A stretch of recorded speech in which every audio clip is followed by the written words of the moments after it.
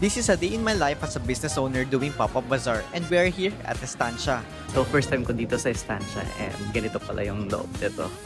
Time check is already 8:13. Nandito na tayo ngayon sa Estancia and for ingress until 9:30 yung pwede mag-setup. Andito na tayo sa Bridgeway at marami na pala nagsisetup na ka-merchant natin. Maraming options dito kaya punta na kayo dito.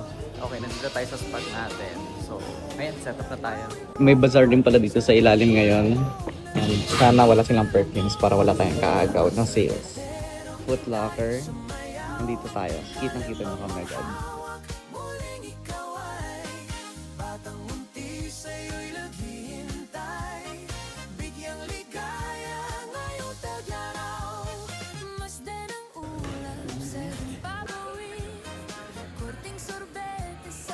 Ay, tapos na tayo sa booth natin.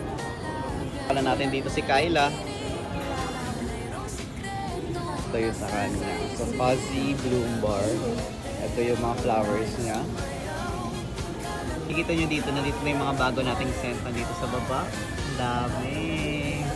Pinaka-bago, ito yung pinaka-gusto ko. Si Silver Rush. Ang Gentle Fluidity Silver natin.